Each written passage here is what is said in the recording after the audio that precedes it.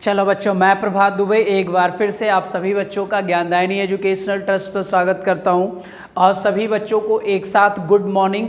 जल्दी जल्दी से आ जाओ सारे लोग बच्चे ना, क्लास को शुरू कर लिया जाए। ठीक है, आपने देखा कि बच्चे सैटरडे और संडे को आपका पॉलिटी का क्वेश्चन सॉल्व हुआ और काफ़ी अच्छा रिजल्ट आ रहा है आप लोगों का, और उम्मीद है बच्चे ऐसे ही आप लोग फ्लो में आंसर देना शुरू करे रहोगे, है ना बच्चे। और आपका करीब बच्चे 200 प्लस क्वेश्चन हो गया है और बच्चे फिर देखिए अगली बार भी करीब क्वेश्चंस की संख्या बढ़ाएंगे और आवर्स की संख्या भी थोड़ी सी बढ़ा देंगे बच्चे, करीब 1.5 घंटे तक क्वेश्चन आपका सॉल्व करा दिया करेंगे। ठीक है, चलो बच्चे जल्दी जल्दी से वीडियो को लाइक कर दो, शेयर कर दो बच्चे और आ जाओ बच्चे। हम लोगों ने लोकसभा को पॉइंट को क्लियर कर लिया था बेटा, लोकसभा हो गया था और लोकसभा अध्यक्ष हो गया था। कुछ बच्चों को बच्चे कंफ्यूजन था थोड़ा सा थ्योरी की क्लास में कि सर ये प्रोटेम स्पीकर में है ना, तो ध्यान से देख लो बच्चे। ये जो प्रोटेम स्पीकर होता है, हमने कहा था बच्चे स्पीकर का मतलब तो अध्यक्ष होता है, आप याद रखना। वो व्यक्ति स्पीकर कहलाता है बच्चे जो अध्यक्षता करता है कहाँ पर, लोकसभा में। हमने कहा था बच्चे कि जब नई लोकसभा का गठन होता है, कौन सी लोकसभा का, नई लोकसभा का जब गठन होता है बच्चे, तो आपको पता है आम चुनाव होता है और जितने भी सदस्य रहते हैं नई बच्चे, वो सारे के सारे नए सदस्य ही तो रहते हैं बेटा। यानी कि नई लोकसभा में जितने भी सदस्य आएंगे बेटा, वो सारे के सारे क्या होंगे, नए सदस्य होंगे बेटा। और अब ये जो नए सदस्य हैं सर, इन नए सदस्यों को बच्चे शपथ ग्रहण कराना होता है, यानी ओथ दिलाना होता है बच्चे, क्या ओथ दिलाना होता है बेटा। ठीक है, और इसी व्यक्ति को बच्चे शपथ दिलाने के लिए, इसी बच्चे नए सदस्यों को शपथ दिलाने के लिए जो बच्चे हमारा राष्ट्रपति होता है, कौन सा पति बेटा, राष्ट्रपति, इन्हीं सदस्यों में से बेटा जो नए सदस्य आए हुए हैं, इन्हीं सदस्यों में जो सबसे वरिष्ठ होगा उसी व्यक्ति को बेटा बच्चे राष्ट्रपति लोकसभा प्रोटेम स्पीकर के रूप में नियुक्त कर देगा। प्रोटेम स्पीकर का सिर्फ 2 कार्य होता है, नए सदस्यों को शपथ ग्रहण करवाना और नए बच्चे परमानेंट स्पीकर के नाम का प्रस्ताव कराना और उसका चुनाव और बच्चे इलेक्शन और सिलेक्शन कराना। जैसे ही बच्चे सरकार का कोई परमानेंट स्पीकर चुन लिया जाएगा, वैसे ही प्रोटेम स्पीकर अपना त्यागपत्र राष्ट्रपति को सौंप देगा। ठीक है, तो प्रोटेम स्पीकर का काम सिर्फ 2 है बच्चे, तब है तब तक जब तक परमानेंट स्पीकर बच्चे चुन ना लिया जाए। क्लियर हो जाएगा, अब तो कोई डाउट नहीं रहेगा। इसकी नियुक्ति, इसका बच्चे त्यागपत्र, ये सारा काम कौन करेगा बच्चे, राष्ट्रपति करेगा, ये आप याद रखिएगा। तो प्रोटेम स्पीकर इस बार बच्चे वीरेंद्र सिंह को बनाया गया था, इससे पहले बच्चे कमलनाथ को बनाया गया था। पहला मैंने भी बता दिया था बच्चे, ठीक है, ये सारी चीजें मैंने आपको बता दिया था। ठीक, चलिए, तो अब कंफ्यूजन नहीं रहेगा प्रोटेम स्पीकर के बारे में। चलिए, अब हम लोग बच्चे जो नया आज होगा वो हमारा राज्यसभा होगा। हमने लोकसभा पढ़ लिया था, बहुत सारे पॉइंट्स वहीं से मिलते जुलते हैं बच्चे, तो चलो हम लोग राज्यसभा के बारे में बात करते हैं बेटा। अगर हम पूछे राज्यसभा, तो राज्यसभा का जो प्रावधान है बच्चे वो आपको पता है आर्टिकल 80 में है। राज्यसभा का प्रावधान कौन से आर्टिकल में है, तो आप बोलोगे सर आर्टिकल 80 में है राज्यसभा का प्रावधान बेटा। ठीक है, और जो राज्यसभा का सदस्य होता है बेटा, अब ध्यान से सुनना, राज्यसभा का जो सदस्य होता है बच्चे, या राज्यसभा जो होती है बेटा, पहला तो एक पॉइंट लिखो, अपर हाउस होती है, यानी कि उच्च सदन। तो लोकसभा क्या थी बच्चे, निम्न सदन थी। क्लियर हो जाएगा। फिर दूसरा पॉइंट है बेटा, परमानेंट हाउस होता है। कौन सा हाउस बेटा, परमानेंट, यानी कि ये कौन सा सदन हो गया, अस्थाई सदन हो गया बच्चे। ठीक है, इसे वीक हाउस भी बोला जाता है लोकसभा के कंपैरिजन में बेटा, यानी कमजोर सदन भी कहते हैं इसको। किसकी अपेक्षा कहते हैं, लोकसभा की अपेक्षा ये कमजोर होता है बच्चे। ठीक है, इसे अपर हाउस कहते हैं बेटा। ठीक है, अब उसे प्राइमरी बच्चे प्रथम हाउस कहते थे, इसे बच्चे सेकंड हाउस बोलते हैं, यानी द्वितीय सदन। क्या बोलते हैं बच्चे, इसे द्वितीय सदन बोलते हैं। नोट करो जल्दी जल्दी सारे बच्चे।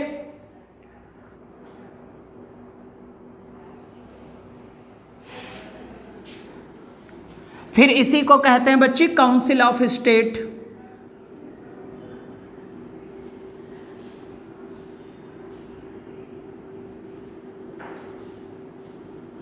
यानी राज्यों की परिषद, राज्यसभा की ही राज्यों की परिषद बोला जाता है बच्चे। क्यों बोला जाता है ये मैं अभी आपको बताऊंगा। लोकसभा को बच्चे लोअर हाउस कहते थे, निम्न सदन कहते थे। इसे बच्चे हम क्या कहते हैं बच्चे, अपर हाउस, उच्च सदन कहते हैं। वो अस्थायी था, नॉन परमानेंट हाउस था बेटा, उसे 5 साल से पहले भंग किया जा सकता था। लेकिन ये अस्थायी मेंबर हैं बच्चे, इनको भंग नहीं किया जा, यानी राज्यसभा को भंग नहीं किया जा सकता। राज्यसभा का कार्यकाल नहीं होता बेटा, याद रखना सर, राज्यसभा के सदस्यों का कार्यकाल होता है बच्चे। और राज्यसभा सदस्यों का कार्यकाल कितने वर्ष होता है? तो आप बोलोगे 5 वर्ष होता है सर, कि 6 वर्ष? तो आप बोलोगे 6 वर्ष होता है सर। लोकसभा के सदस्यों का कार्यकाल, तब आपका रिजल्ट होगा सर 5 वर्ष होता है। कितना वर्ष होता है? 5 वर्ष होता है बच्चे, ठीक है। अब ध्यान से देखिएगा बच्चे, अगर इसे हम परमानेंट हाउस कहते हैं तो राष्ट्रपति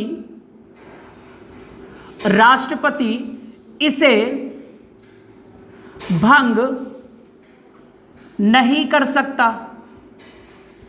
राष्ट्रपति इसे भंग नहीं कर सकता है बच्चे, क्लियर हो जाएगा। राष्ट्रपति इसे बच्चे कैन नॉट डिसॉल्व, यानी क्या राष्ट्रपति इसे डिसॉल्व कर सकता है? तो आप बोलोगे सर डिसॉल्व नहीं की जा सकती बच्चे। कौन से सदन को? राज्यसभा को। लेकिन अगर हम लोकसभा की बात करें तो डिसॉल्व हो सकती है 5 साल से पहले। और बच्चे बच्चे सलाह किसकी लेता है? तो आप बोलोगे राष्ट्रपति सलाह लेता है प्राइम मिनिस्टर की, यानी प्रधानमंत्री की बच्चे लेता है, ठीक है। नोट करो इसे। और यहां पर मैं लिख देता हूं बच्चे,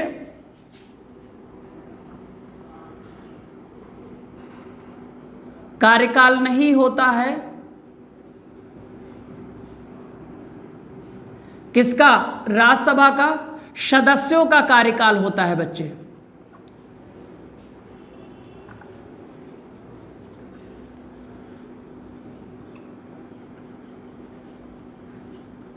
और सदस्यों का कार्यकाल कितने वर्ष होता है?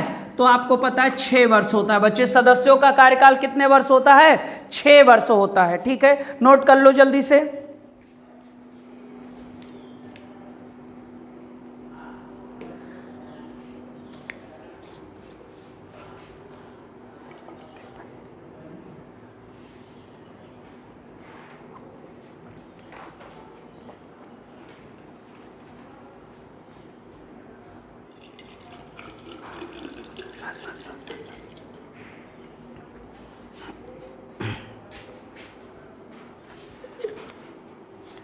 अपर हाउस परमानेंट मेंबर बच्चे वीक हाउस होता है, लोकसभा की अपेक्षा एक कमजोर होता है बच्चे। इसे सेकंड हाउस बोला जाता है, द्वितीय सदन बोला जाता है। लोकसभा को प्रथम सदन कहा जाता है। कौन से आर्टिकल में है? 80 में बच्चे हम राज्यसभा की बात करते हैं, ठीक है। और बच्चे राष्ट्रपति से डिसॉल्व नहीं कर सकता, can not dissolve by president बेटा, यानी राष्ट्रपति को भंग नहीं किया।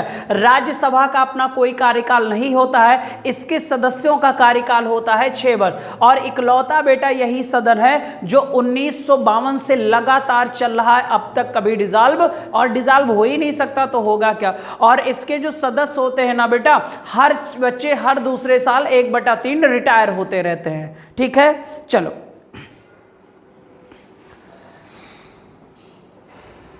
इतना हो गया होगा सारे बच्चों का।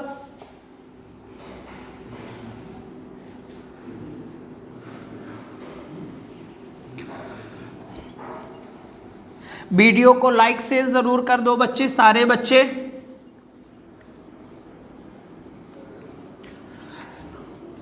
चलिए अब हम इसके क्वालिफिकेशन की बात करते हैं बच्चे, ठीक है। अहर्ता की बात करते हैं सर।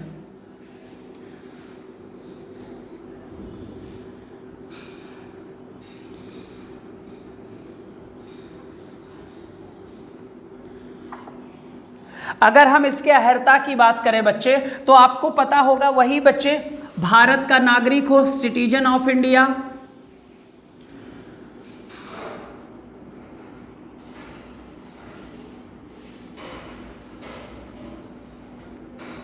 भारत का नागरिक हो, नॉट ऑफिस ऑफ प्रॉफिट, लाभ के पद पर ना हो, और उम्र कितने वर्ष हो बच्चे?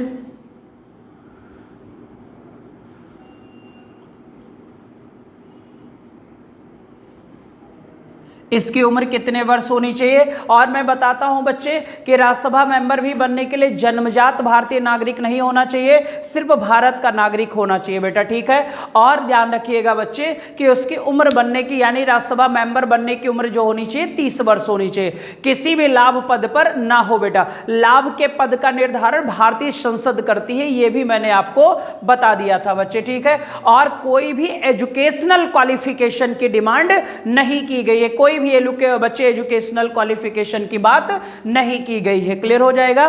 तो याद रखिएगा सर जी, ये आपका क्वालिफिकेशन हो गया क्या बनने का? तो राज्यसभा सदस्य, भारत का नागरिक हो, लाभ के पद पर ना हो और उसकी उम्र 30 वर्ष क्या हो? पूरी हो बच्चे, ठीक है। 30 वर्ष क्या हो? पूरी हो। अब यहां पर एक नोट याद रखना सर, सुन लेना बच्चे, जो राज्यसभा सदस्य बनना होता था ना बच्चे 2003 से पहले, 2003 से पहले बच्चे क्या रूल था? 2003 से पहले बच्चे राज्यसभा का एमपी बनने के लिए जहां से आप चुनाव लड़ रहे हो, 2003 से पहले बेटा जहां से आप राज्यसभा सदस्य का चुनाव लड़ रहे हो बच्चे, फिर वहां का आपको बच्चे व्यक्ति होना अनिवार्य था, ठीक है। 2003 से पहले फॉर एग्जांपल है कि मैं 2003 से पहले मुझे उत्तर प्रदेश से चुनाव लड़ना था, ठीक है। और अगर मैं उत्तर प्रदेश का नहीं था तो मैं उस राज्य में राज्यसभा का चुनाव नहीं लड़ सकता था बेटा, ठीक है। लेकिन 2003 के बाद में ये रूल चेंज कर दिया गया, अगर मैं उत्तर प्रदेश का नागरिक हूं तो बच्चे मैं जाकर राजस्थान में राज्यसभा का चुनाव लड़ सकता हूं, ठीक है बेटा। मैं एमपी में भी जाके चुनाव लड़ सकता हूं, मैं असम में भी जाके चुनाव लड़ सकता हूं। लेकिन 2003 से पहले बेटा अगर कोई कलकत्ता, मान लो बच्चे उत्तर प्रदेश में 31 सीटें हैं राज्यसभा की, और 2003 से पहले जब ये 31 सीटों में आपको पता है 2 साल पर 1/3 यानी लगभग 11 सीटें बच्चे हर दूसरे साल खाली होती हैं, तो बच्चे 11 सीटों पर जो निर्वाचन होगा राज्यसभा सदस्य का 2003 से पहले बच्चे उत्तर प्रदेश का ही व्यक्ति चुनाव इन 11 सीटों पर लड़ सकता था। लेकिन बच्चे अब क्या है, अगर अब बच्चे जिसकी भी सरकार है, ठीक है, मान लो बीजेपी की सरकार है, इनके विधायकों की संख्या ज्यादा है तो इनके पास राज्यसभा मेंबर भी तो ज्यादा होंगे बेटा। मैं ये अभी बताऊंगा कि कैसे बच्चे इनको वोटिंग होती है, कैसे इनका इलेक्शन होता है। तो अब बच्चे अगर बीजेपी सरकार चाहे तो पश्चिम बंगाल के किसी अपने एक व्यक्ति को उत्तर प्रदेश से बच्चे राज्यसभा भेज सकती है, बट 2003 से पहले ऐसा प्रावधान नहीं था। क्लियर हो जाएगा? तो एक लाइन में जान लो, 2003 से पहले जब राज्यसभा सीट के चुनाव, राज्यसभा सीटें खाली होती थी, वहां पर चुनाव लड़ना होता था तो उसी व्यक्ति को उसी राज्य का होना आवश्यक था, बट अब 2003 से बच्चे बाद में नहीं है। क्लियर? चेंज कर दिया गया 2003 से बेटा, ठीक है। 2003 से क्या कर दिया गया? चेंज कर दिया। अब इसके टेन्योर की बात कर लें बच्चे। टेन्योर का मतलब होता है कार्यकाल।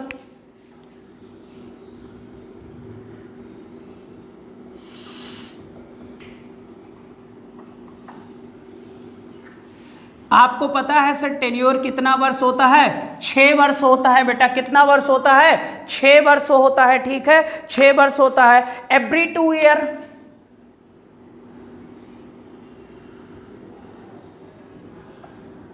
प्रत्येक 2 वर्ष पर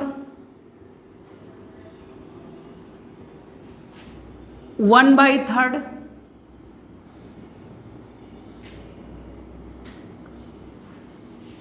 1/3 सीटें रिक्त हो जाती हैं बच्चे, ठीक है। 1/3 सीटें, 1/3 सीटें क्या हो जाती हैं? हर 2 साल पर बेटा रिक्त होती हैं, खाली हो जाती हैं बच्चे, ठीक है, खाली हो जाती हैं। यही राज्यसभा का क्या होता है? सदस्यों का कार्यकाल। आर्टिकल कौन सा है? 80 में है बेटा, ठीक है। आपका क्वालिफिकेशन हो गया, आपका कार्यकाल हो गया सर, याद रहेगा बच्चे, इसे रटे रहिएगा। हर दूसरे साल 1/3 सीटें क्या हो जाती है? खाली हो जाती है। फिर उतनी ही सीटों पर बच्चे फिर तुरंत क्या करा दिया जाता है? इलेक्शन करा दिया जाता है, ठीक है। अब इनका इलेक्शन कैसे होता है बच्चे, ठीक है।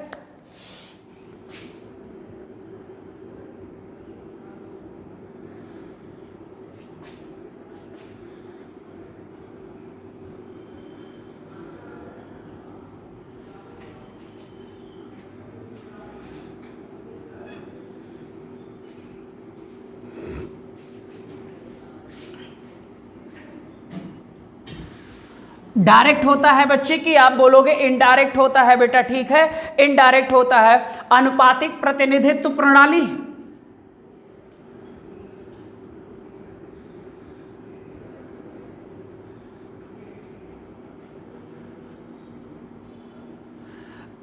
ये मैंने आपको राष्ट्रपति में बताया था बच्चे। अनुपातिक प्रतिनिधित्व प्रणाली होता है बच्चे, प्रोपोर्शनल रिप्रेजेंटेटिव सिस्टम होता है, इसको भी लिख सकते हो बच्चे।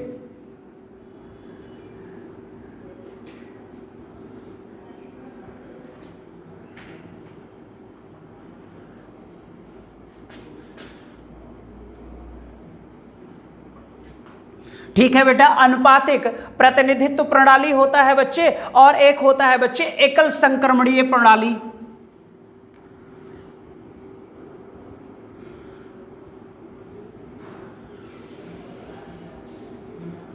ठीक है, और ये मैंने राष्ट्रपति में आपको पढ़ा दिया था। तो जो बच्चे नहीं जानते हो सर फिर नहीं बताऊंगा, वही राष्ट्रपति वाले बच्चे संघ सरकार की वीडियो में जाइए और वहां पर देखिएगा। मैंने एकदम सिस्टमेटिक वे में सब कुछ बता दिया है कि वोट वैल्यू कैसे निकाला जाता है बच्चे, कैसे, यानी कि इसको इंग्लिश में कह सकते हो सिंगल ट्रांसफरेबल।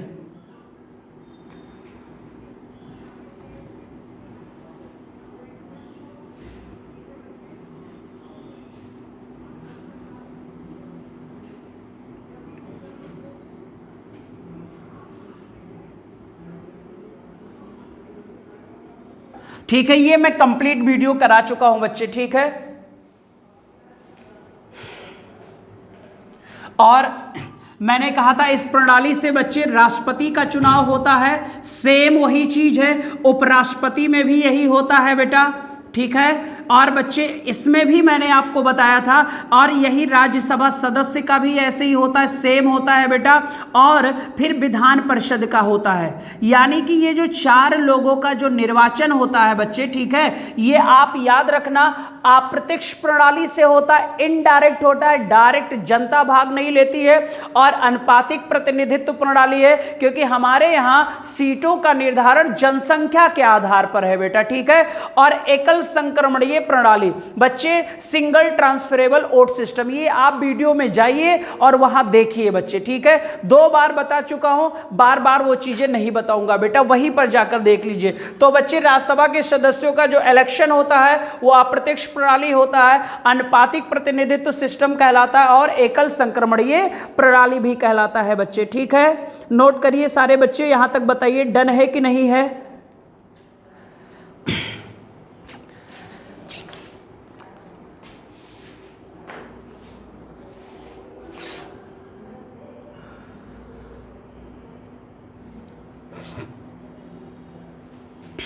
सारे बच्चे डन करो बेटा एक बार।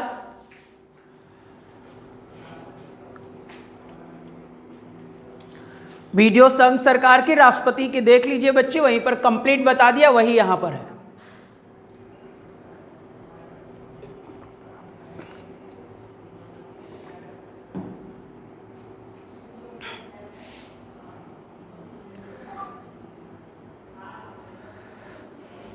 और बच्चे राज्यसभा को बनाने का जो संविधान निर्माताओं का प्रमुख उद्देश्य था, क्योंकि भारत देश में संघीय सरकार थी बेटा, एक तो सदन सीधा जनता द्वारा बनाया जाता था, और भारत राज्यों का संघ था बेटा, तो एक तो जनता का सदन हो गया, क्योंकि बच्चे उद्देशिका में समस्त शक्तियों का जो सोर्स है वो तो हमारी जनता है। क्लियर हो जाएगा। तो एक तो जनता का सदन है, क्योंकि संघीय सरकार है तो भारत राज्यों का भी एक संघ है, यूनियन ऑफ स्टेट बेटा। और दूसरी चीज ये हुआ, जनता का तो प्रतिनिधि हो गया बेटा लोकसभा, तो राज्य का भी तो कोई प्रतिनिधि होना चाहिए। तो राज्यों के प्रत्येक प्रतिनिधियों द्वारा जिस सदन का बच्चे चुनाव हुआ वही हमारा कहलाया राज्यसभा। यानी राज्यसभा के इलेक्शन में राज्य की विधानसभा सदस्य भाग लेते हैं बेटा। यहीं पर मैं लिख देता हूं, लिख दीजिएगा सर, यहीं पर इनके चुनाव में लिख दीजिएगा बच्चे, इनके चुनाव में राज्य के विधानसभा सदस्य भाग लेते हैं। यानी जितने राज्यों में विधानसभा होगी और उनके सदस्य होंगे उतने ही राज्यों में बेटा आपको राज्यसभा सदस्य मिलेंगे, आपको राज्यसभा सदस्य मिलेंगे। अन्य किसी भी राज्य में आपको राज्यसभा सदस्य मिलने वाले नहीं हैं। क्लियर हो जाएगा। लेकिन लोकसभा के सदस्य बच्चे जो निम्न सदन है हमारा, उनके सदस्य आपको हर राज्य में मिल जाएंगे। और हमने कहा था बच्चे कि अंडमान निकोबार में भी एक लोकसभा सदस्य है, ठीक है, लेकिन राज्यसभा आपको हर जगह नहीं मिलेगी बेटा, क्योंकि राज्यसभा के सदस्यों में जो भाग लेने वाले मेंबर्स हैं वो विधानसभा के सदस्य होते हैं। तो जहां जहां विधानसभा होगी वहीं वहीं राज्यसभा होगा बेटा। जहां विधानसभा नहीं है वहां पर राज्यसभा मेंबर नहीं होगा। ये पॉइंट्स आपको याद रखने होंगे बेटा, ठीक है, तो ये याद रख लीजिएगा सर।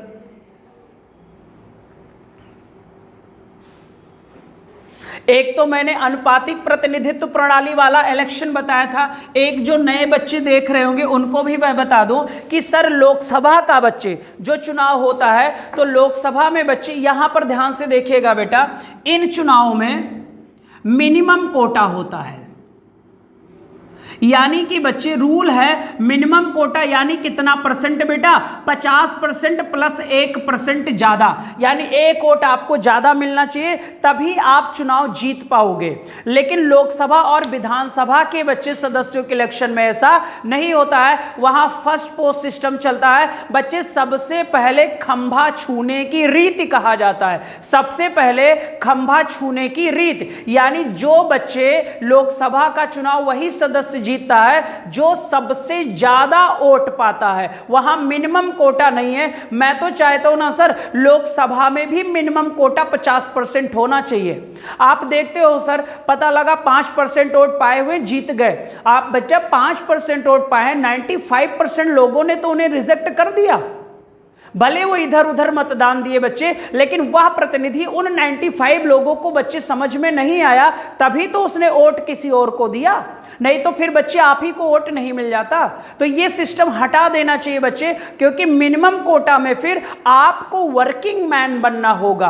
आपको बच्चे हमारे लिए यानी जनता के लिए कार्य करना होगा। लेकिन चालाक हैं बच्चे सदस्य लोग, ये ऐसे किसी कानून का निर्माण नहीं बनाएंगे जहां ये खुद फंसते हुए नजर आते हैं बेटा, है ना। तो जब खुद फंसते हुए नजर आएंगे तो ये सारे लोग एक हो जाते हैं, ठीक है। तो याद रखना सर। और जो लोकसभा का चुनाव होता है, ध्यान रखना, जो सदस्यों में सबसे ज्यादा वोट पाएगा, चाहे वो 5% पाए भाई, चाहे 50% पाए, वही जीतेगा। उसी को रीति को कहते हैं सबसे पहले छूने बच्चे खंबा छूने की रीति।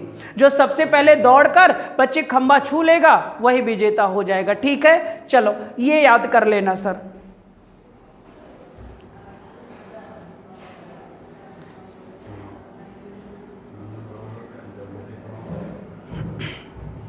ठीक है बेटा। चलिए अब इनको वोटिंग कैसे होती ये मैं थोड़ा सा बता देता हूं।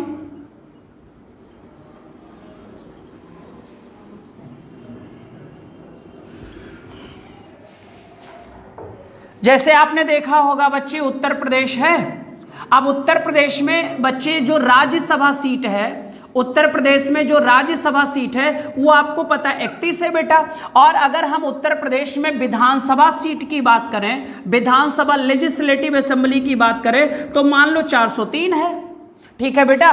तो ध्यान से देखना, ये बच्चे एक हर दूसरे साल, कितने साल में, 2 साल में बेटा 1/3 सदस्य, हर दूसरे साल बेटा 1/3 सदस्य ही तो रिटायर होते हैं। यानी कि बच्चे अगर यहां देखा जाए तो करीब 10 सदस्य रिटायर हो गए बच्चे हर दूसरे साल। अब इन 10 सदस्यों बच्चे जो 10 सीटें रिक्त हुई हैं भाई, इसी पर तो चुनाव कराना होगा। तो फार्मूला बनाने के लिए बच्चे एक ज्यादा है, 10 या 30 ही होता है। तो यहां पर सर क्या करेंगे, 10 खाली हुई, एक जोड़कर कितना कर लेंगे, 11। और ये जो टोटल लोकसभा सॉरी बच्चे सीट है 11 से क्या दे देंगे, भाग दे देंगे भाई। इसी में अगर 300 बीजेपी को मिला है, 100 सपा को मिला है, तो वो अपने कार्ड बच्चे एरिया से भाग ले लेंगे। हम टोटल बता देते हैं। अब यहां पर देखा जाए बच्चे तो 11 से 33 गया, कितना बचा? 3 बचा बच्चे। 11 6 66 हो गया बेटा, ठीक है, या 11 7, यानी कि उसे बच्चे मिनिमम एक राज्यसभा सदस्य बनाने के लिए मिनिमम लगभग 36 बच्चे विधानसभा एमएलए का सपोर्ट होना चाहिए। क्लियर? ध्यान से देखो बच्चे, हमें कहा कि हर दूसरे साल बच्चे 1/3 सदस्यों की सीट रिक्त हो जाती है। तो मान लो बच्चे यहां पर 10 सीटें खाली हो गई, एक ज्यादा है, तो इस एक को फार्मूला बनाने के लिए बच्चे काउंट किया जाता है, ठीक है। तो 10 प्लस कितना हो गया? 11। अब टोटल कितनी है? 403। तो 11 को 403 से भाग दे दिया जाए तो 11 33 हो जाएगा बच्चे। बच कितना रहा? 7, और 11 6 66 हो जाएगा बच्चे। उसके बाद जो XYZ आ जाएगा, ठीक है। तो यहां पर मैं कह सकता हूं कि एक राज्यसभा सदस्य बनने के लिए मिनिमम बच्चे यहां पर 36 लोगों का सपोर्ट होना चाहिए, वो भी एमएलए का, यानी 36 एमएलए का सपोर्ट यहां पर होना चाहिए, ठीक है बेटा। उसमें भी बच्चे कंडीशन होती है, मैंने राष्ट्रपति में पढ़ाया था कि ये बच्चे अपनी क्या देता है? प्राथमिकता देता है कि फर्स्ट वोट किसे भाई? अगर ये लड़ रहा है तो सामने भी तो कोई ना कोई लड़ेगा। और अगर मान लो बच्चे मिनिमम क्राइटेरिया 36 है, तो मान लो सर बीजेपी है, बीजेपी के पास 300 है एमएलए, तो 36 करके देख लीजिए बच्चे, करीब 8-9 सीट तो 100% इनकी हो गई। 1-2 सीट पर निर्वाचन होगा सर। क्लियर हो जाएगा ये पॉइंट? यानी कि यहां पर मिनिमम 36 चाहिए बच्चे। अब ध्यान से देखो, मान लो कोई सीट खाली हुई, अब सपा के पास मान लो 45 सीट है, तो क्या सपा 2 सीट जीत सकती है बच्चे? या मान लो बहुजन समाजवादी पार्टी या आम आदमी पार्टी की सीटें टोटल 50 हैं और मिनिमम निकला कि सर हमें 36 सीट बच्चे, 36 एमएलए का सपोर्ट मिलना चाहिए, तो 50 है आम आदमी पार्टी के पास और टोटल राज्यसभा सीटें खाली हैं 10। अब 10 में बताओ बच्चे, जब हमने निकाला, फार्मूला निकाला, तो 36 एमएलए हर राज्यसभा मेंबर को वोट करेगा, तो उनके पास 50 है बेटा। तो 50 में 36 तो डन हो गया, दे देंगे तो एक ही सीट तो मिल पाएगी, बाकी 15 वोट ज्यादा है, चाहे तो अपना प्रत्याशी लड़ाएं, तो उसके लिए फिर उन्हें और भी बच्चे 21 सीटों का 21 एमएलए का सपोर्ट चाहिए बेटा। और आपको पता है, अगर कोई भी राजनीतिक बंदा, कोई भी बच्चे सदस्य पार्टी के विरुद्ध जाकर काम करता है तो दल बदल बच्चे विरोध कानून में आ जाएगा, ये भी याद रखिएगा। तो ये याद रखिएगा सर, जितनी सीटें खाली होंगी उसमें एक जोड़कर टोटल विधानसभा सीटों से भाग देने पर जितना निकल कर आएगा उतना ही वोट का सपोर्ट चाहिए बच्चे एक एक एमपी बनाने के लिए, ठीक है, राज्यसभा सदस्य बनाने के लिए। उम्मीद है समझ में आ गया होगा बच्चे, ठीक है।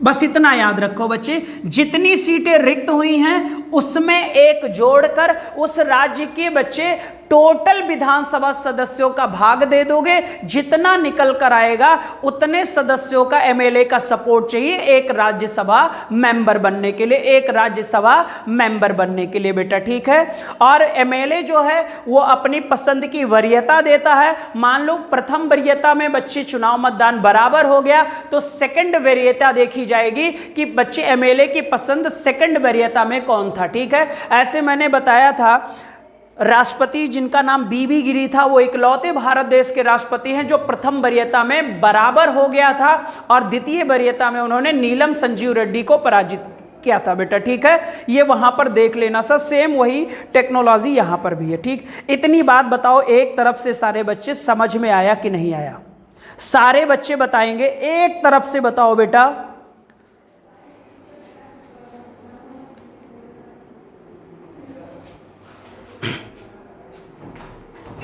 सारे बच्चे बताएंगे ये बातें समझ में आई कि नहीं आई?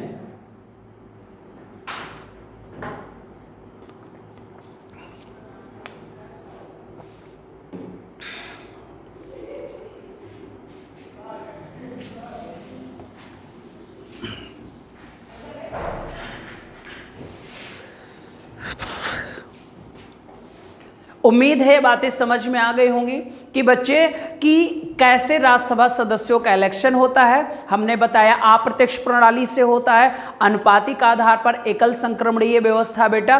फिर हमने कहा कि सर हर 2 साल पर 1/3 सदस्य का स्थान खाली होता है। उस पर जब निर्वाचन होता है तो आपको पता है जितनी सीटें होंगी उसमें 1 जोड़ देंगे और उस राज्य की जितनी भी विधानसभाएं होंगी बेटा उनसे हम भाग दे देंगे। भाग देने के बाद जितना बच्चे रिजल्ट आएगा उतने एमएलए का सपोर्ट होना चाहिए। तो जैसे 403 यूपी में है और यूपी में देखा 300 प्लस तो बीजेपी के पास है, 50 प्लस सपा के पास है, 30 प्लस बसपा के पास है, इनके पास इतना है। तो भाई जब मिनिमम क्राइटेरिया आया 36 का और कोई दल जो है बेटा उसके पास अगर 15 ही एमएलए हैं तो क्या उसका राज्यसभा सदस्य बनेगा? नहीं बन सकता, क्योंकि मिनिमम तो 35-36 वोट चाहिए ही ना चाहिए बेटा। तो वो क्या कर देता है सर, अन्य लोगों से पैसा लेकर या अन्य लोगों का क्या कर देता है, इनडायरेक्ट सपोर्ट कर देता है बेटा, ठीक है, वोटिंग कर देता है जाकर। ठीक, चलो अब हम लोग सीट के बारे में पढ़ेंगे बच्चे, ठीक है। अब अगर हम राज्यसभा की सीट की बात करें सर, तो सबसे पहले तो अधिकतम सीट बात कर लिया जाए। अगर हम कहें बच्चे कि राज्यसभा की अधिकतम सीटों की संख्या कितनी हो सकती है, तो आपको पता है 250 सीटें हो सकती हैं, ठीक है। अब ये जो 250 सीटें हैं बेटा, इनमें अब परिवर्तन कब होगा, यानी इन 250 सीटों में परिवर्तन कब होगा? तो आप बोलोगे सर अब परिवर्तन 2026 में होगा। अच्छा 2026 में होगा तो इसका बच्चे रिजल्ट हुआ था 84वां संविधान संशोधन। कौन सा संशोधन हुआ था बेटा? 84वां संविधान संशोधन आपका हुआ था और ये हुआ था 2002 में। 84वां संविधान संशोधन हुआ था बच्चे कौन से सन में? तो आप बोलोगे 2002 में हुआ था बेटा। 2002 में कहा गया कि अब राज्यसभा की सीटों में जो परिवर्तन होगा वो अब 2026 में होगा, इससे पहले इसके सीटों में कोई परिवर्तन नहीं होगा, ठीक है बेटा। और आप पता है ना सर कि सीटों का जो निर्धारण किया जाता है, चाहे वो राष्ट्रपति का हो चाहे किसी का भी हो, सीटों का निर्धारण 1971 की जनगणना से संबंधित है बच्चे। इसी के आधार पर अभी हम काउंट करते हैं, ठीक है बेटा। एक बेस सेंसस हमने बना रखा है। तो ये हो गया 200 बच्चे 50 अधिकतम सीटें, ठीक है। फिर मैंने कहा था बच्चे कि अगर राज्यसभा के सीट के प्रावधान की बात किया जाए कौन सी अनुसूची में है, तो आप बोलोगे सर अनुसूची 4 में है, ठीक है। ये भी मैंने आपको बता दिया था। अब ध्यान से सुनना, लोकसभा सीट का प्रावधान बच्चे संविधान में कहीं में भी नहीं दिया गया है। लोकसभा सीटों का प्रावधान बच्चे भारतीय संविधान में नहीं है, लेकिन राज्यसभा सीटों का प्रावधान अनुसूची 4 में है, निर्धारण किया गया है। तो यहीं पर एक नोट डाल के लिख लो बच्चे कि यहां पर लोग का नोट लिख लीजिएगा बेटा, जनप्रतिनिधित्व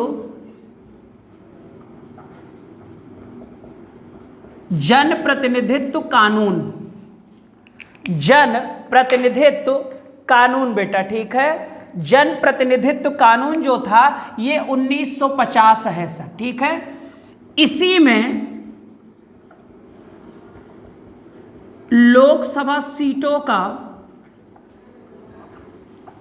हालांकि जनप्रतिनिधित्व कानून 1951 भी है और 52 भी है, लेकिन अगर लोकसभा सीट की बात किया जाए, सीटों का प्रावधान, और आपको पता है ये कानून किसने बनाया? तो ये कानून बनाया संसद ने बेटा। किसने बनाया? संसद ने बनाया है कि बच्चे 1950 का जो जनप्रतिनिधित्व कानून था इसी में लोकसभा सीटों का प्रावधान है सर, ठीक है। कि 500 हो सकता है, बाद में 525 कर दिया गया और बाद में बढ़ाकर 552 कर दिया गया, ठीक है बेटा। तो यहां पर ध्यान से देखो, राज्यसभा सीटों का प्रावधान क्या संविधान में है? तो आप बोलोगे यस सर है। कौन सी अनुसूची में, शेड्यूल में है? 4 में है। टोटल अधिकतम सीटें 2050 में है। ये कब निर्णय किया गया कि अधिकतम 250 होगी? बच्चे 84वां संविधान संशोधन 2002 द्वारा। अब इसमें परिवर्तन होगा बच्चे 2026 में, वहां पर भी हम एक संविधान में छोटा सा संशोधन करेंगे।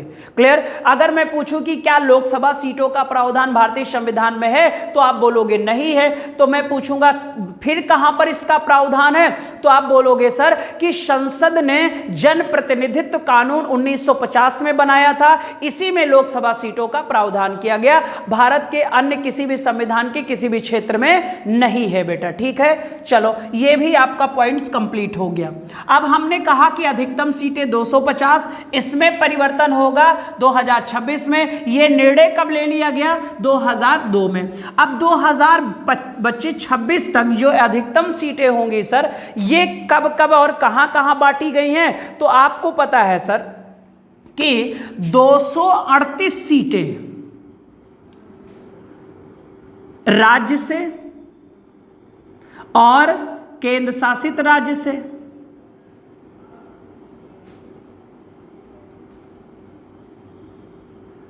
और केंद्र शासित राज्य से, फिर 12 सीटें जो होंगी बच्चे ये मनोनीत होंगे। 12 सीटें किससे आएंगी बेटा? मनोनीत से आएंगी। ठीक है, और इन 38 में बच्चे जो था, चलो इसको पहले नोट कर लो, 238 और 12,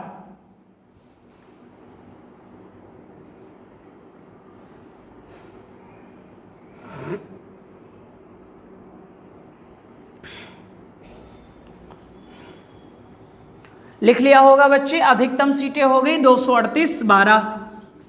अब वर्तमान की बात कर लें बच्चे, क्योंकि एक परिवर्तन आया ना, जम्मू कश्मीर केंद्र शासित राज्य में चला गया।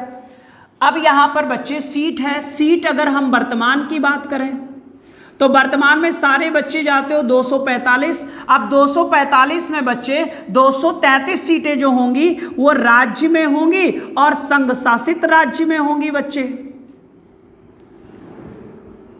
ठीक है, और 12 सीटें आपको पता है बच्चे यहां पर भी होंगी, मनोनीत होंगी, और ये आपको पता है सर सामाजिक क्षेत्र से होते हैं, कला, विज्ञान, साइंस वर्ग और साहित्य। इनके जो सबसे मशहूर व्यक्ति होते हैं उन्हीं को राष्ट्रपति बेटा क्या करता है? बच्चे इस पर मनोनीत कर दे। यानी कि 12 सीटों पर जो मनोनीत करने का अधिकार है बेटा वो काम करता है राष्ट्रपति। लेकिन इलेक्शन होता है, यहां पर मैं लिख देता हूं बच्चे, चुनाव होता है, इनका चुनाव होता है बच्चे। ठीक है, अब देखिए सर, यहां पर पहले संघ शासित की बात कर लिया जाए। अगर हम संघ शासित राज्य की बात करें बेटा तो अब जम्मू कश्मीर भी यहां पर हो गया है और दिल्ली भी हो गया है बच्चे, और पुडुचेरी भी हो गया है सर। ठीक है, और पुडुचेरी में 1 है, दिल्ली में 3 है, और जम्मू कश्मीर में कितनी है? 4 राज्यसभा सीटें हैं बेटा। जम्मू कश्मीर में कितनी हैं? 4 राज्यसभा सीटें हैं। अब यहां पर देखो बच्चे कि टोटल केंद्र शासित प्रदेशों में अब राज्यसभा सीटों की संख्या कितनी हो गई? 8। पहले कितनी थी? तो बोलोगे 4। पहले कितनी थी? 4 थी बेटा। तो यहां पर अगर 233 जो है बेटा इसमें से 8 माइनस कर दिया जाए तो आपको भी पता अब यहां पर बच रही है मात्र 225 सीटें बेटा। और ये जो 225 सीटें होंगी सर ये राज्य से होंगी, और 8 सीटें बच्चे जो होंगी वो केंद्र शासित प्रदेश से होंगी। ठीक है, 8 में जम्मू कश्मीर, क्योंकि बेटा आपने देखा, अब भाई ये 8 तो हमें निकाल देना, इसको मैं ऐसे भी कर सकता हूं बच्चे, ना समझ में आ रहा हो तो देख लो, फिर से मैं बना देता हूं। पहले क्या था सर? पहले 4 सीटें थी बेटा, दिल्ली में ही थी, ध्यान से देखो, दिल्ली में 3 थी बच्चे, और पुडुचेरी में थी, पुडुचेरी में 1 सीट थी। ठीक है, तो इधर बच्चे 4 निकल गया तो इधर 229 हो जाएगा। लेकिन ये 229 तब था जब जम्मू कश्मीर राज्य में शामिल था, और अभी देखा कि जम्मू कश्मीर केंद्र शासित प्रदेश हो गया तो केंद्र शासित प्रदेश में तो आ जाएगा बेटा। तो यहां पर जम्मू कश्मीर के आने से 4 और जुड़ जाएगा, तो केंद्र शासित प्रदेशों में 4 और जुड़ गया बेटा। तो अब टोटल यहां पर हो गया 8, ये हो गया हमारा संघ शासित। और बच्चे टोटल कितना था? 233, 8 माइनस करो क्योंकि केंद्र शासित में निकल गया, तो यहां पर अब टोटल तो बचा 225 सीट बेटा, और 225 सीटें कहां से हो जाएंगी? राज्य से हो जाएंगी, ठीक है। इनका भी चुनाव होगा, इनका भी चुनाव होगा, और इनको बच्चे राष्ट्रपति मनोनीत कर देगा, जो 4 वर्ग से होंगे बेटा। एक तो सोशल बच्चे कैटेगरी से होंगे, एक बच्चे आर्ट क्षेत्र से होंगे, एक साइंस और एक लिटरेचर से बेटा, ठीक है। ये सीट देख लो सर सभी लोग।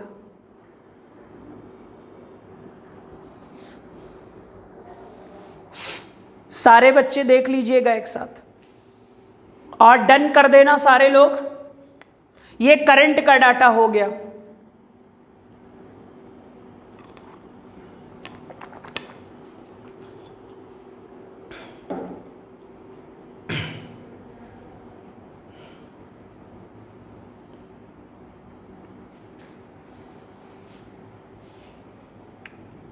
ठीक है, उम्मीद है नोट कर लिया होगा आप लोगों ने।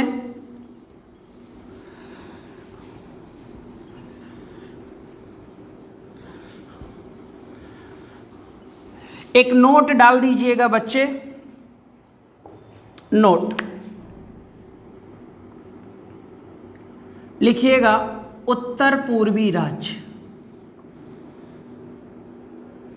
और उत्तर पूर्वी राज्यों की संख्या 8 होती है। कितनी होती है बेटा? 8। कितनी है सर? 8 राज्य हैं उत्तर पूर्वी। अगर हम बात करें बच्चे इसमें असम में, ठीक है बेटा, अगर हम उत्तर पूर्वी राज्य की बात करें और उत्तर पूर्वी राज्यों में अगर सर हम असम की बात करें तो असम में बेटा 7 राज्यसभा सीट है। बाकी बच्चे ध्यान से देखिएगा, मिजोरम, त्रिपुरा, मेघालय, मणिपुर,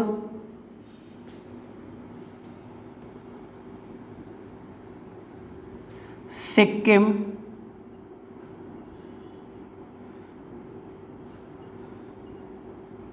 अरुणाचल प्रदेश, और कौन सा राज्य बच रहा है बच्चे? नागालैंड। ठीक है, अब ध्यान से देखो बच्चे, ये भारत देश के 8 पूर्वी उत्तर पूर्वी राज्य हैं, जिसमें बच्चे असम में सबसे ज्यादा राज्यसभा सीट है 7। बाकी इन सभी राज्यों में एक एक सीटें हैं बेटा, ठीक है, इन सभी राज्यों में एक एक सीटें हैं बेटा। और यहीं पर एक सीट वाला एक और राज्य है सर, गोवा भी है। कौन है बेटा? गोवा भी है। और एक सीट वाला ही एक राज्य और है बेटा, पुडुचेरी है। पुडुचेरी भी बच्चे आपको पता है केंद्र शासित राज्य है। तो कितने केंद्र शासित राज्यों में राज्यसभा की सीट की संख्या 1 है? तो आप बोलोगे सिर्फ पुडुचेरी में है। गोवा में बेटा, गोवा एक राज्य है, लेकिन भारत के 8 उत्तर पूर्वी राज्यों में 7 राज्यों में सिर्फ एक एक राज्यसभा सीट है बेटा। और असम में कितनी है? 7 है। तो अगर ऐसे क्वेश्चन कभी आ जाए कि उत्तर पूर्वी राज्य में राज्यसभा सीटों की संख्या कितनी है, तो आप बोलोगे 7 सिंगल है और 7 यानी 14 सीटें हैं बेटा। कितनी सीटें हैं? 14 सीटें उत्तर पूर्वी राज्यों में। राज्यों की संख्या 8 है, जिसमें असम में अकेले 7 है, बाकी सब में एक एक। 7 + 2 बच्चे 9 राज्य ऐसे हैं सर जहां पर एक एक राज्यसभा सीट है सर, ठीक है, एक एक राज्यसभा सीट है, एक एक राज्यसभा सीट है बेटा, ठीक है। नोट में ही 1-2 पॉइंट्स और लिखिएगा।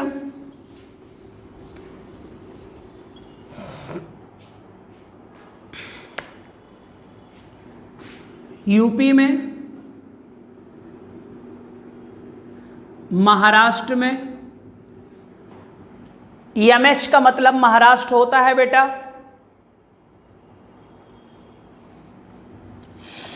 तमिलनाडु में,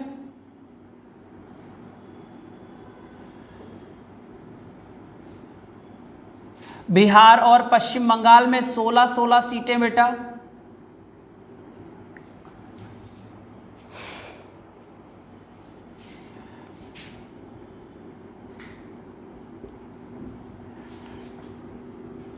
आंध्र प्रदेश, मध्य प्रदेश, गुजरात में 11-11 सीटें, 11-11 सीटें हैं बेटा, ठीक है।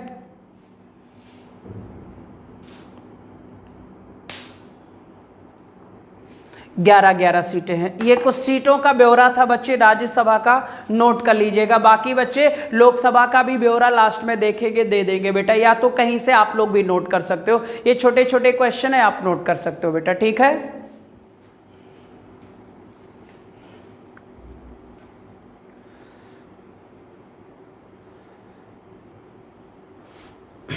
ठीक है सर, चलिए एक छोटा सा इसी में और पॉइंट निपटा लो बस।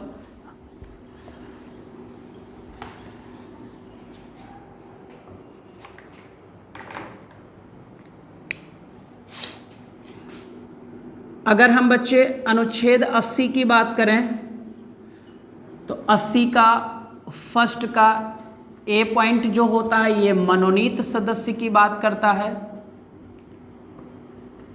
और मनोनीत सदस्य की संख्या कितनी होती है बेटा? तो आप बोलोगे 12 होती है सर। मनोनीत कितने होते हैं बच्चे? 12 होते हैं, ठीक है। और अगर 80 के सब क्लास बी की बात किया जाए सर, तो यहां पर बच्चे चुनाव की बात की जाती है। यानी कि बच्चे मनोनीत के बाद जितने भी लोग होते हैं उनके चुनाव की बात की जाती है, ठीक है। 80 का सब क्लास 2 कहता है सीटों का आवंटन। क्या कहता है बच्चे? सीटों का आवंटन कहता है बेटा, ठीक है, सीटों का आवंटन। और आपको पता है सर सीटों का आवंटन कौथी अनुसूची में है? चौथी अनुसूची में है। सीटों का आवंटन कौथी अनुसूची में है बेटा? चौथी अनुसूची में है। फिर बच्चे सब क्लास 3 कहता है कि सब क्लास 3 कहता है फील्ड, यानी कितने फील्ड होते हैं बच्चे जिनमें ये मनोनीत होते हैं? तो सामाजिक क्षेत्र हो गया, कला क्षेत्र हो गया, साहित्य क्षेत्र हो गया बच्चे, और विज्ञान वर्ग हो गया, ठीक है। ये पॉइंट्स नोट कर लेना। फिर बच्चे 80 का 4 क्या कहता है? 80 का 4 ये कहता है बेटा कि सदस्यों का चुनाव।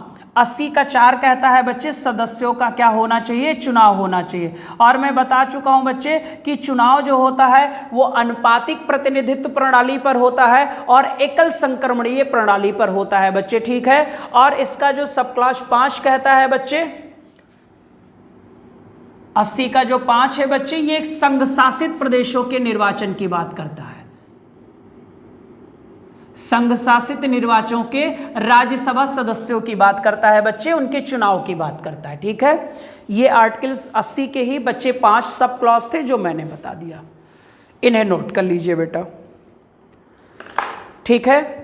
अब इसमें एक छोटा सा और टॉपिक बच रहा है, वो है आपका सभापति उपसभापति बेटा, ठीक है। उनके कार्य बच रहा है, बस फिनिश हो जाएगा हमारा। फिर उसके बाद बच्चे कमेटी समितियां जितनी भी होती हैं संसद की, वो आपको पढ़ाऊंगा। हाँ सर, एक पॉइंट कहीं पर नोट कर लेना, ये जो राज्यसभा और लोकसभा के सदस्य होते हैं बेटा, अगर ये बिना अपने हेड को बताए, कोई भी मेंबर बेटा लोकसभा का है तो लोकसभा अध्यक्ष को या उपाध्यक्ष को बेटा, तो मेजर तो अध्यक्ष ही होता है बेटा, और राज्यसभा में सभापति, यानी लोकसभा और राज्यसभा का कोई भी सदस्य बेटा अगर अपने हेड को यानी अध्यक्ष को या सभापति को बिना बताए 60 दिन तक गायब रहता है, 60 डेज तक अगर वो बच्चे बैठक में एब्सेंट रहता है तो ऑटोमेटिक उसकी सदस्यता रद्द हो जाएगी बच्चे।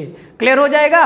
कितने दिन में बेटा? 60 दिन में। अगर आपने हेड को बिना सूचना दिए गायब रहता है, एब्सेंट रहता है लगातार 60 बैठकों में, तो वो बच्चे क्या हो जाएगा? उसका सदस्यता रद्द हो जाएगा, ठीक है। चलो इतना था बच्चे, ठीक है। और उम्मीद है बच्चे ये सारी चीजें आपको समझ में आ गई होंगी। अब हमें आर्टिकल 89 के बारे में बात करना है बच्चे, जो ये कहता है कि राज्यसभा का जो सबसे सर्वोच्च अधिकारी होगा वो आपका होगा बच्चे कौन? सभापति होगा और उपसभापति,